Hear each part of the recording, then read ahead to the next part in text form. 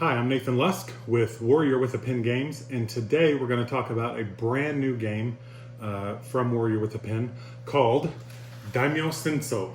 It is a game set in the Sengoku Jidai period of Japan, and in it you are trying to conquer the country, but you don't exactly have to take every land to win the game.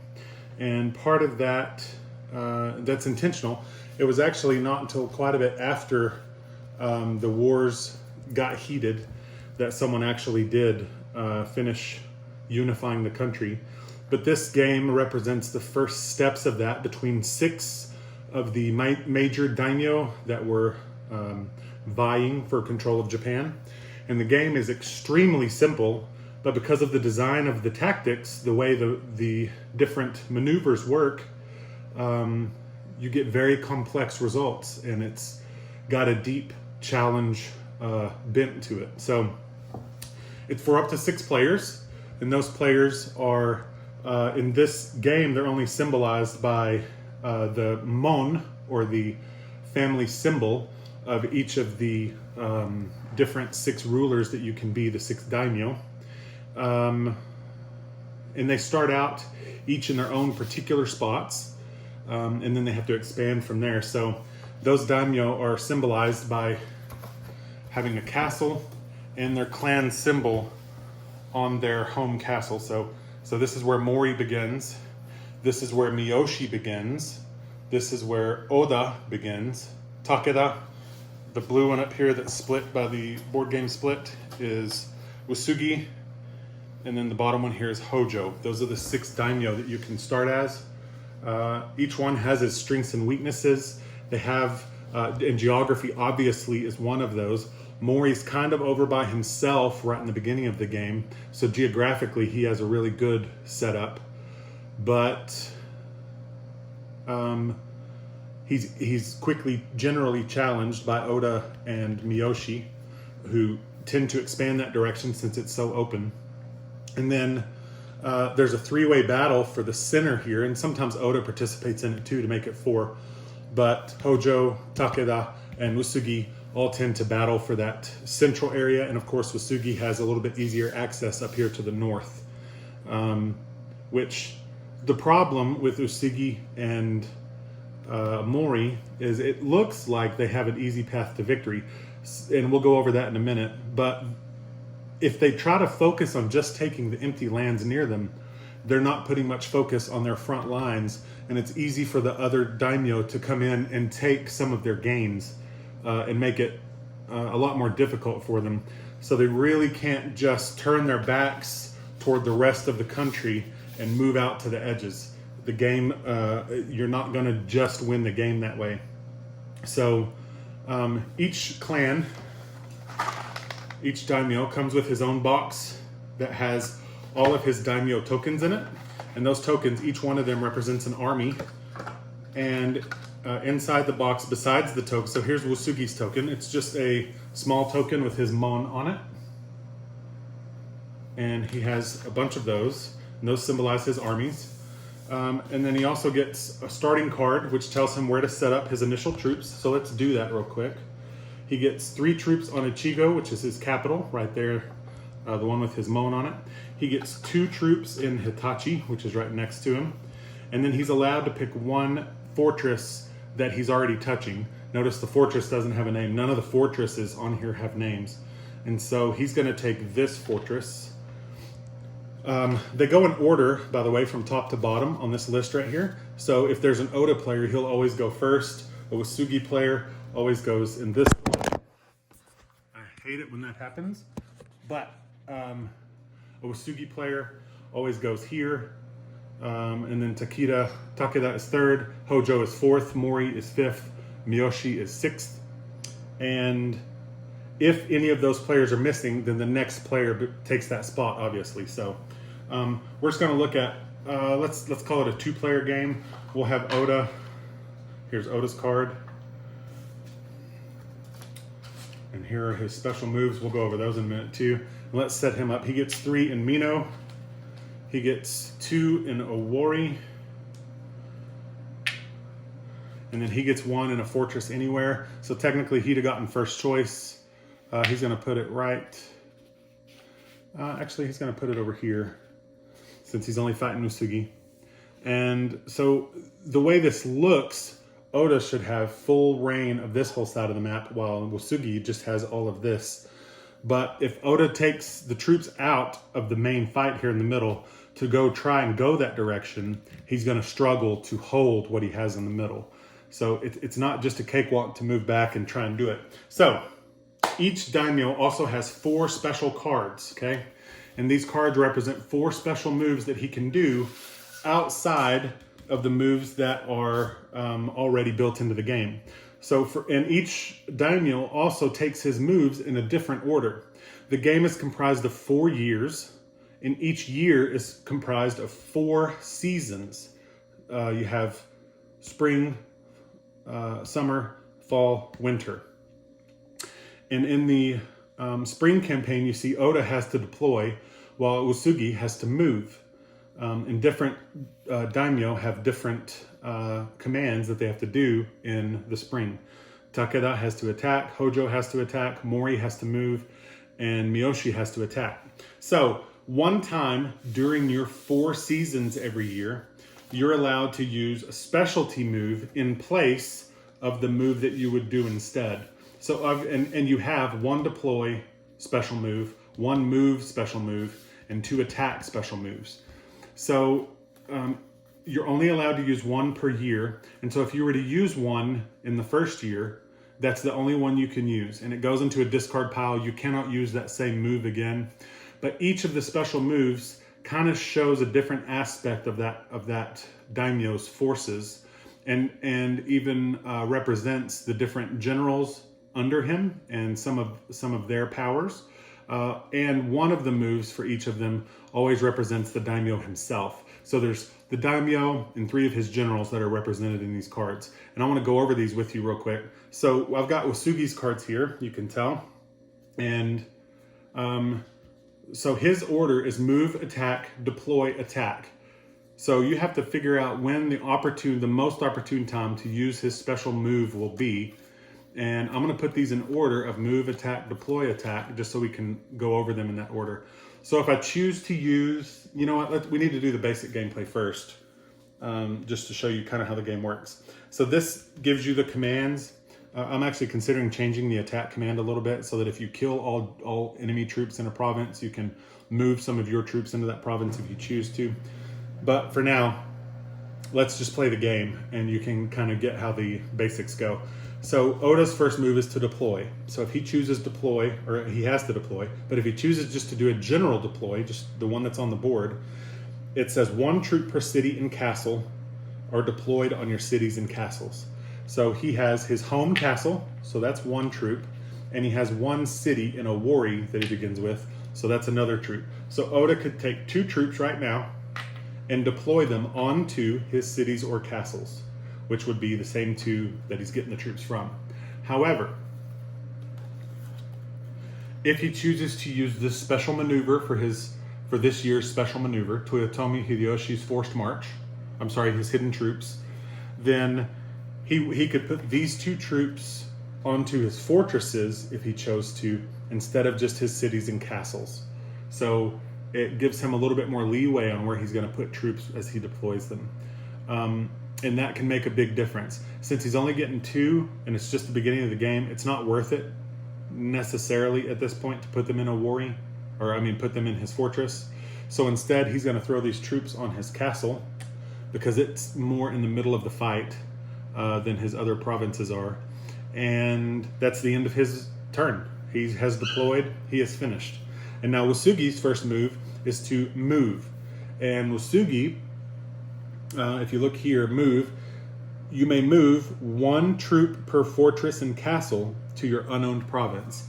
So he has 1 fortress right here, and he has 1 castle right here. So he's allowed to move up to 2 troops this turn, and that's his maneuver. Notice you can move them to one of your provinces or to an unowned province. So now let's consult his special moves. It says move all troops from your castle to any province you control. So he can't take an empty, unowned place with that special maneuver. And this early in the game, he really needs to take some unowned territories to build a wall against Oda here. So Usugi is going to take 2 troops off of his castle, and he's going to put them in Shinano, which is another castle, and now he owns that castle. And that is his move. So Oda has deployed, Usugi has moved. They're the only 2 players in the game, so that season is now over. And we move on to season 2 of the first year. And in this one, Oda can only move, and Usugi can only attack. So Oda now goes by the move command that Usugi just did, and that is move 1 troop per fortress and castle to yours or an unowned province. So he's going to consult his move, special move. It is Tokugawa Ieyasu's forced march. It says, after making your initial move, reorganize your troops in any way you want. That's pretty powerful. It's the only chance in the game he'll have to basically put troops wherever he feels like putting them. But let's see what he needs to do. He only gets 2 moves because he owns 1 castle and 1 fort. And he definitely needs to... He's going to take this southern castle where Hojo would be if Hojo was playing. So now each of them owns 2 castles. And I want you to see what I did. Because this troop moved twice, that is his 2 moves. He could have moved 2 troops once, or he could move that 1 troop twice. And that is the end of his moving, because he took his 2. And now it's Usugi's turn, and he has to attack. That is his command. So we're going to go look at his attack commands and see what 2 options he has, because you do have 2 different attack commands. One of those is his general Kakizaki, and Kakizaki Kagaye's Blitz. It says, use troops from any one of your provinces to make an attack on any province adjacent to one of your provinces. So he can take troops from anywhere and basically sweep them through the rest of his troops and make an attack on a province neighboring any of his other provinces. His other special attack is Usugi Kenshin's Raid, and that raid says that after you attack from a particular province, you may attack a different province from that same province. So if you have 2 enemies adjacent to one of your provinces, you can hit 2 separate enemies, 2 separate provinces twice. But those attacks have to come from the same place. Now, since this is our first attack, we need to review now what you're allowed to do when you attack. It says, when you attack, destroy 1 troop for every 2 of your troops in a neighboring province, or take an unowned province. So you're allowed, so if he were to attack here where he has 2 generals, he could kill 1 of Oda's troops, because you only kill 1/2 of how many troops you have. So that's not super fruitful, only killing 1 guy. Or you can move to take a new province, an unowned province. And that's what he's going to do. He's going to move a troop from Hitachi into Mutsu, because that's a city next to a city. And now he owns another city, which is going to help him later on. He's going to be able to get more troops off of that. I haven't mentioned this yet, but now it's a good time to bring it up, because they're about to really start conflicting with each other. You can lose any province that you own in the game except your home castle. You can never lose your home castle. That's why it has the symbol of your clan on it. That symbol exactly matches your tokens. You're always considered to have a token on your home castle. Now that doesn't mean you can attack from there with just that symbol counting as a troop. But it means that you cannot lose your home castle. So we're now in season 3 of year 1, and Oda now has the first of his 2 attack commands. So we know at this point that Oda cannot use his move or his deploy in this turn, but he still has 2 special attacks he can do. We just reviewed how attacking works when we were Usugi. You can either take an empty place, or you can attack your enemy's troops in a neighboring province. So at this point, Oda has 2 options on his attack. He has rotational volley fire, which is from Oda himself, Oda Nobunaga's rotational volley fire. That allows him to attack twice on his turn instead of once. And then there's Shibata Katsuye's pincer. If he has two provinces that are adjacent to one enemy province, he can combine those troops in the attack. So you know how you kill half as many troops as you have when you attack someone?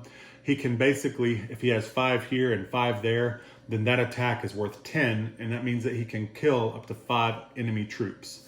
So 2 special maneuvers that he could use. I think he's going to use the double attack one, the rotational volley fire, right now, so that he can, and so once it's used, it goes here, so that he can kill these troops from Usugi, and then use the second part of the attack to move troops into that castle. See, he had 5, 1, 2, 3, 4, 5, so he was allowed to kill 2 troops, because you always round down, but you can't kill less than 1 on an attack. And then his second part of the attack he used to move all those troops from Mino to Shinano. Because the way an attack works, you can also take an unowned province.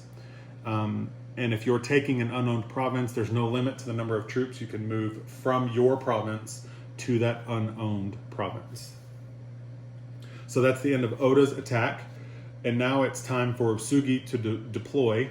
And he just took a hit right there because he lost that castle. However, he gained a city last turn. And you deploy 1 troop for every city and castle that you own. And he has 1 castle and 2 cities. So he's going to have 3 troops to deploy.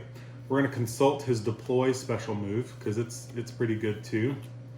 It says after your initial deployment, deploy another troop to every castle and city that you own.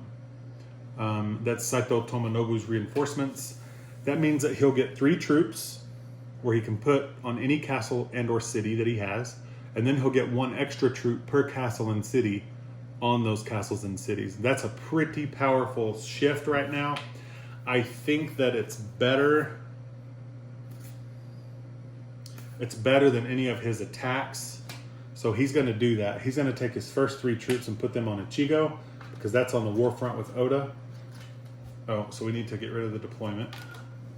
There goes his special move for this year. And now he gets 1 more troop on every city and every castle that he owns. Now they're even here in this fight. And Usugi has now deployed. His 3rd season for the year 1 is over. And now we go to the very last season of the first year. Now after every year, you add up the amount of honor you have based on castles, which are worth 3, cities, which are worth 2, and fortresses, which are worth 1. And that is kept as a running total here in the bottom left of the game board. And so after 4 years, after you've added up that last 4th year worth of honor, that determines who the winner is which one has the most honor. So we're in the last move. Both have used their special moves, so there's no sense reviewing what special moves they have available. And it's now Oda's turn to make an attack. And he has some options here. He could preemptively hit Usugi and get rid of 2 of his home troops to keep Usugi from being able to attack him as well. Or he can start looking at some other empty provinces and trying to get those owned to give him more power moving forward. And gosh, there's so many good empty provinces that it really would make sense for him to move over and take this castle, because castles they count as deployments and as movements, whereas cities and fortresses only count as one or the other. So castles are really where the power is. But strategically, it doesn't make sense to do that right now, even though his next move is to deploy. He's going to get a deployment out of that city. He's going to save that for later. And he's going to attack Usugi and take 2 of Usugi's troops. Boom, gone. Because he has 5 troops, and you hit for half that amount rounded down. So he kills 2. And now with Usugi's last turn, he's allowed to make an attack. And see, he knows he can't lose this province. He's not worried about losing his home castle. But he also knows that he needs to continue to expand. So he's going to move over and take this fort here. Actually, he's going to take this fort here, from here, as his attack. Because that'll allow him to move more, which is his next maneuver. And it gets him closer to getting this city, which will allow him to deploy more. So Wasugi feels good about that. That's the end of the year because they've both taken their 4th turns. And so now we have to total up the amount of honor that each one has. You always have your home castle, and castles are worth 3. So Oda gets 3 for that castle. He gets 3 for owning Takeda's castle. He gets 3 for owning Hojo's castle, so that's 9. 1 for the fort, 2 for the city, which makes a total of 12 honor that Oda has. So we're going to put 1 token on his 10 and 1 on his 2. And we know that Oda now has 12 honor. Sugi, on the other hand, has 3 for his castle. He has 1, 2 forts, so that makes 5. And then he has 2 cities that are worth 2 each. So that gives him a grand total of 9 honor. Not quite enough to fill a 10 slot there. And that's the end of year 1. They are allowed to play for 4 years. And at the end of that 4 years, and that's standard. Of course, if you want a longer game, you can play a longer game. If you want a shorter game, you could technically go 3 years, but then there'll always be one of these that you definitely don't use.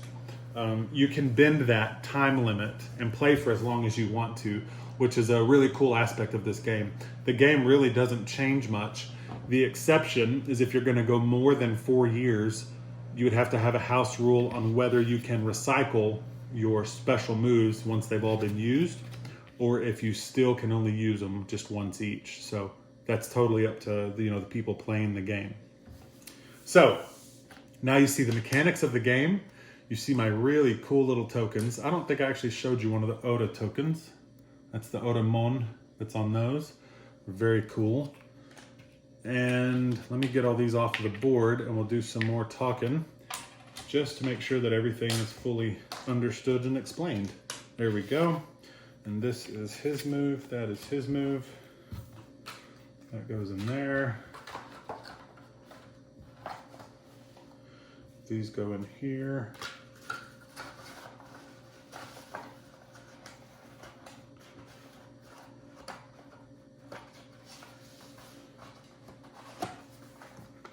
And there we go.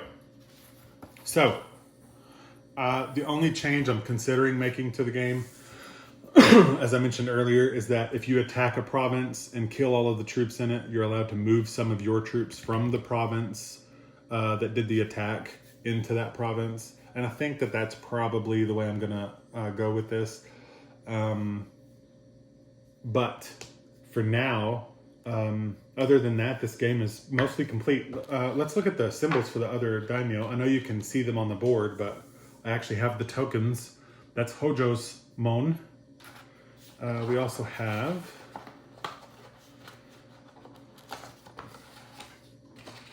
Miyoshi's Mon.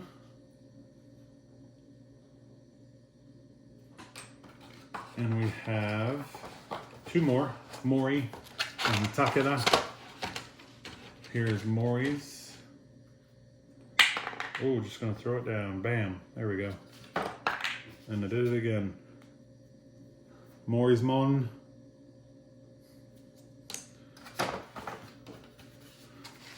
And then here is Takeda's. His is very small, it's really neat.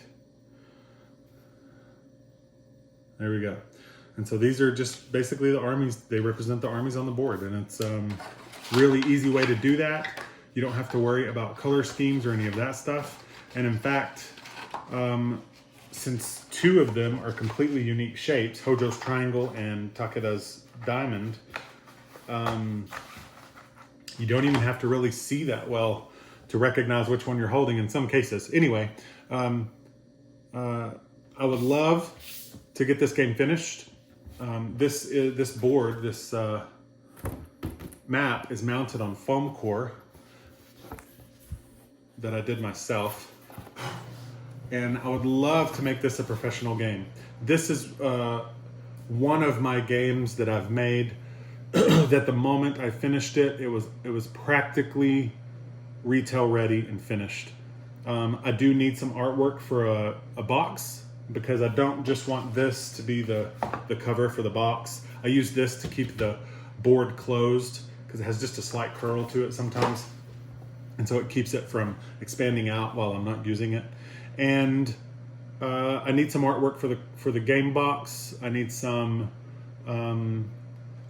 artwork for, very small rules that are in it. Something cool to take up a little bit of space down here in this negative space at the bottom, and to make it really pop. And probably we could do a little bit of a rework on some aspects of the map. The map here is good, but I know it could be better. And of course, we can do a little bit different things with the tokens. They'll probably end up being stickers rather than burned into wood like these are. But other than that, this is a retail ready game. It's ready to go. But what I need is for people to play it, people to love it, people to be interested in it, people to want to have this on their game shelf and be able to pull it out every once in a while and get it set up with friends and battle each other for Japan. So to do that, I need your help. Please take a look at my Patreon page. See if there's a level there that you'd be willing to support me at. It's as low as $5 a month. Most people can afford that. It goes up as high as $100 a month, and that $100 is not just money down a tube somewhere that you'll never see again. First off, I charge nothing to design these games. When I consider the cost of a game, I never consider my time, because I do this because I love it and because I want these to be out there available to you to play. With that said, what I don't do is artwork. I am no kind of an artist. While I did create 3 of these logos, these 2 I had to find free copies online to use, because there's no way I could redo that. I can do the geometric ones, but not not Oda's flower or Wasugi's 2 birds meeting in the middle. It's way too hard for me. And so artwork costs money and takes time, and I don't have that skill. I need your help with that. So all of your money goes toward helping supply artwork and, possibly some marketing and some other things for these games, so that I can take them to conventions or take them to game shops and exhibit them. And all of that takes time and takes money. And if you'd like to see some of these games hit the shelf, especially hit your game shelf, your help is greatly appreciated. But the $100 pledge on Patreon, as I mentioned before, it's a really cool one. Not only do you help me get these games with artwork and marketing, help me get artwork on them and do marketing for the games, but you also are going to receive one of my games, once they're published, of course, for every month that you're in that $100 pledge level. Now, if you end up going to that pledge level for 60 months, and you support me for 5 years, and I never quite make 60 full games, I'm sorry. That's a lot of games. I'm going to try, don't get me wrong, but you'll get a copy of everything I ever make at that point if I don't make 60. And you just have to wait for them to be finished, get artwork put on them, get produced, and hit the shelves, and I'll be sending you one at that level. So I really appreciate you taking the time to check out this video. I would really love for you to check out some of my other videos on some of the other games that I've made, and check out the rest of my YouTube channel and see if there are other games I've made that you like. I would love to get some of these on, out there and available to the public, either through Kickstarter or through retail. And the more support you give me, the faster some of that's going to happen. So again, I really do appreciate you guys, and hope you enjoyed it, and have a great time gaming. Hopefully we'll see you soon again at the gaming table. Have a good one.